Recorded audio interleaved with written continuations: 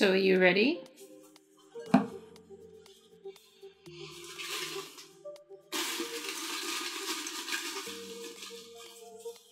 A red one.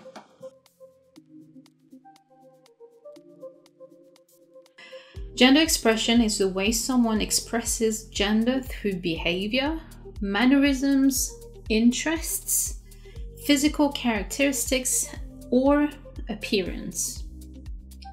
It's often, but not always, described using terms such as masculine, feminine, neutral, androgynous, conforming, or non-conforming. The words used to describe someone's gender expression are dependent upon social or cultural norms and stereotypes and may change over time. So basically that's what they deem as gender expression, and to be honest, I don't think there's anything wrong with this definition, because I know that mannerism, masculine, feminine, neutral, interests and everything has got to do more about somebody's personality or socially constructed ideas. So it's not outrageous. Okay, so for the first installment of my Scientology versus Trans Lobby series, I decided to first start with beliefs. And just in case you've just stumbled on this video first, I'm Jen. I'm also known as at cboxrules online, pretty much everywhere. And I am a lesbian who grew up in the cult of Scientology. And I've suffered with gender dysphoria most of my life. And in this particular series, I talk about the very close similarities between my experience with the cult of Scientology and my experience with the trans lobby as a lesbian. And let me just start right off the bat to say that both belief systems, so the belief system in Scientology and the belief systems in the trans lobby, are actually both based on pseudoscience. And a pseudoscience, to put it simply, is only a belief or a set of practices which people have mistakenly believed that they were based on science, but they are not. So that's all pseudoscience is. So astrology, numerology, pretty much all religions and spiritual beliefs are pseudosciences. And this means that the people who believe in these things most of the time believe that these things have been, researched and based on evidence and or are scientific fact, but they aren't. And I'm not saying that to take away from anyone. I'm just basically saying rather bluntly that it's not based on something that is real and tangible. And I do understand that faith in something that is greater than us, or faith in something that can't be explained, can actually be useful in getting us through harder times. So I'm not, shitting on the idea of faith or anything like that. It's just, to put it bluntly, it's just what it is. It's just not based on anything that's tangible, and therefore is a pseudoscience. So I'm about to tell you a few core beliefs of Scientology, just to give you an example of that. So Scientology and Scientologists believe that we are spiritual beings that they call thetans, and that thetans inhabit a meat sack, also known as a body. And when you die, what happens is your body dies and then your spirit gets transported into what they call an implant, which is, I don't know, like a spaceship where your spirits will fly to, and then aliens will then proceed to brainwash, to erase your memories, really, and then send you back into a new body. So normally when that happens, it's already a baby inside the mother who hasn't been born yet. So again, there is no proof of that happening. However, it is a very strongly held belief in anybody who practices Scientology. So Scientology and Scientologists also believe that Earth, the planet Earth, is actually a prison planet for spirits put there by an intergalactic overlord called Zeno. But Zeno's identity is actually behind a paywall, and to find out his true identity, you have to pay a cool sum of £250,000 to the cult of Scientology to find out who this intergalactic overlord is. So really, I only found out about Zeno when I quit Scientology. Scientology and Scientologists also believe that anything that is positive and good in your life that's happening to you is because of Scientology. However, anything negative that's happening to you or has happened to you is actually brought on by you.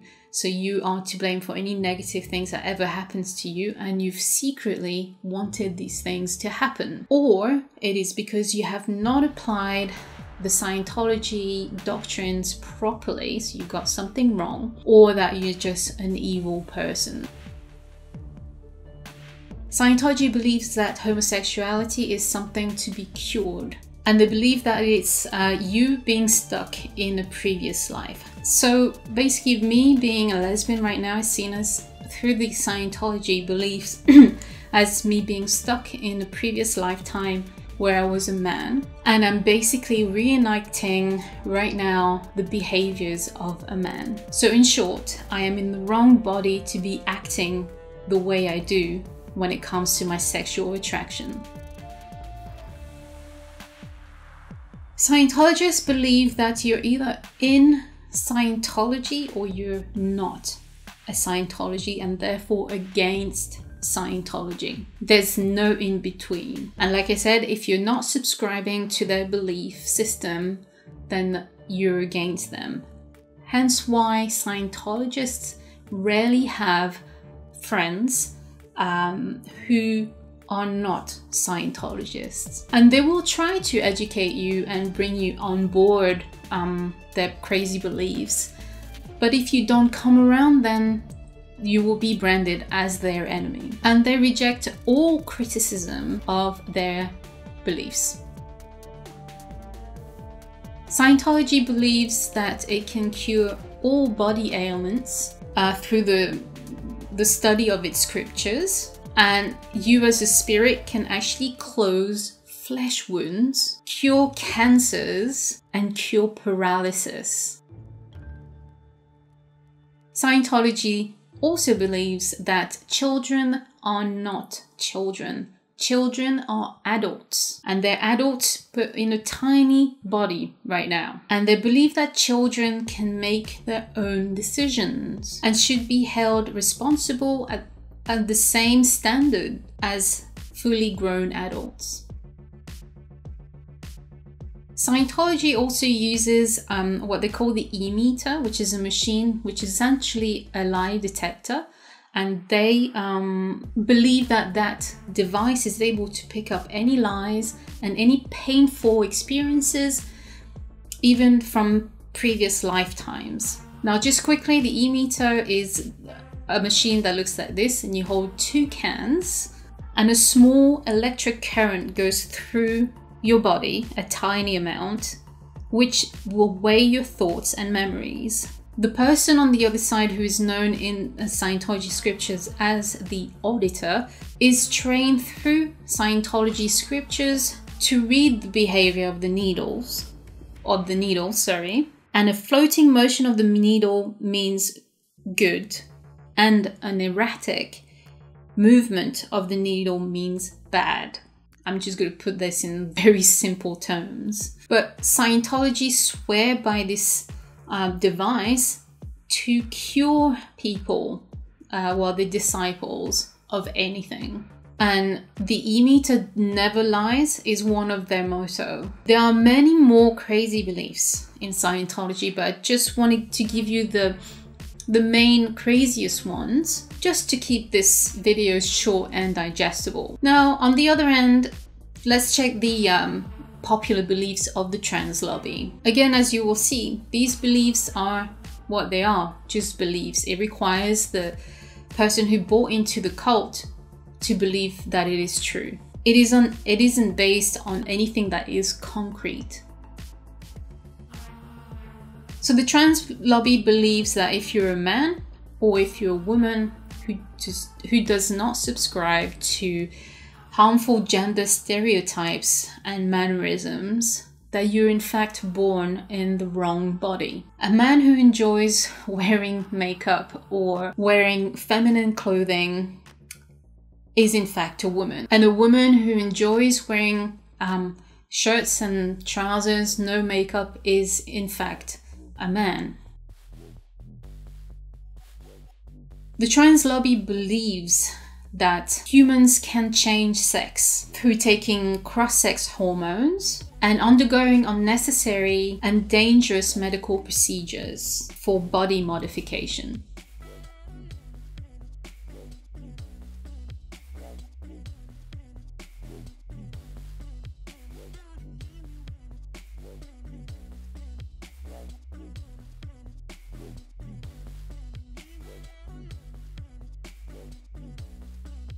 The trans lobby also believes that children know who they are and are able to make informed decisions and give informed consent regarding halting their puberty or consenting to sex reassignment surgeries. And they also believe that all procedures are reversible. The trans lobby believes that if you're not repeating their mantra, you are in fact against them and want to do them harm. They also reject all criticism of their beliefs. The trans lobby believes that children should be exposed to discussions regarding sex and sexuality at a very young age and through the media of children's books or drag queen story hour. Drag queen acts come from hypersexualized adult entertainment, definitely not for children. The trans lobby also believes that sexuality is redundant and is now based on gender attraction. Trans pride is different because it's talking about gender rather than sexuality. It's quite challenging to LGBT people because if gender is on a spectrum, then homosexuality doesn't really exist because it can only exist in a binary. So when it comes down to it, it's just two people or maybe three or whatever loving each other. You know, it's nothing to do with sexuality, and sexuality is redundant. And people who are actually sexually aroused exclusively to one particular sex are sexual racists who need to rethink their preferences. The trans lobby also believes that sex is a social construct and has been created as a tool for oppression. Again, there are many more beliefs of the trans lobby, but these are just a few to show you how both belief systems are based on pseudosciences and definitely not on science, even though they both claim that they are based on science. And also both beliefs require heavy participation on behalf of the believer or the disciple. So just to give you an example, gravity. I do not need to believe in gravity as a person to know that it's true. It will happen whether I believe in it or not. Same with sex.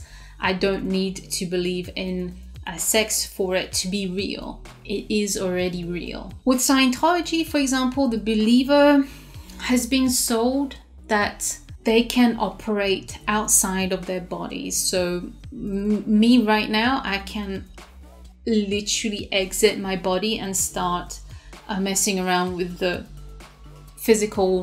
metaphysical universe. It is known to the Scientologists as being operating Phaeton. And also, once you reach that mighty level of Scientology, you'll be able to also change the molecular structure of the world. So make equipment work when they didn't, just because you willed it. And also mind control, so being able to control other spirits to do as you you want them to do. I was raised in Scientology from the ages of 5 until I escaped at 21, and let me tell you that I've never seen an operating Thetan exit their bodies to make something move. For some reason, they went about just like everybody else doing their own business, and there's never been one who was able to like show, hey look, this is what I can do now that I'm OT3 or OT5. All of their success stories that were read out in graduation were on things that you had to take their words for it. There was never any proofs. And anything that did indeed happen that was a bit out of the ordinary was most probably a coincidence, but B, also happened to people who were not Scientologists and had never been Scientologists, like, you know, cured miraculously from a disease or something. And same with the trans lobby, the believer believe he or she has truly changed sex, and in doing so has transcended and successfully altered their physical form. However, 99% of them constantly complain of being wrongly, misgendered or correctly sexed when they are in the real world. So the only time that they have changed sex is within the belief. If somebody had truly changed their sex, there would be no such a thing as misgendering. So here, basically, I've just given you the basic pseudosciences behind both beliefs. Both institutions have also captured people in the medical field, and who, unfortunately, whose credentials have helped give credence to those belief systems. And a medical doctor who believes in the beliefs of Scientology or the trans lobby doesn't mean that these beliefs are based on science. It just means that anyone is susceptible to believing in pseudosciences, no matter how well educated, and also fall prey to cult manipulation and cult brainwashing tactics. Anybody is susceptible to it. And like I briefly mentioned before, there are no scientific evidence of what Scientology believes. The only evidence that can be provided are from people who have completely sold into that belief system and to the cult. You would not meet somebody who's looking out and thinking, oh, that actually really worked. That isn't a Scientologist. And the same thing can be said about the trans lobby and its beliefs. Only those who have been fully captured by the system are or have the proof, I put this in quotation marks, and evidence to prove it. There is no independent party who has no skin in the game saying, oh, actually, I'm a scientist and there is the proof that people can change sex. There is none of that. And in both institutions, when an impartial study or research has been conducted which confirms that they are indeed based on pseudosciences, the backlash is brutal. And there's accusations of bigotry under the banner of religious freedom. And it makes it rather unpalatable for other scientific bodies to approach the subject in honest curiosity. So that was just a brief introduction to the belief systems of both cults, and in my next cult installment videos I'll address the link between validation and euphoria within both cults. And as always, if you found this video helpful, just like and subscribe. Thank you for your support and see you next time.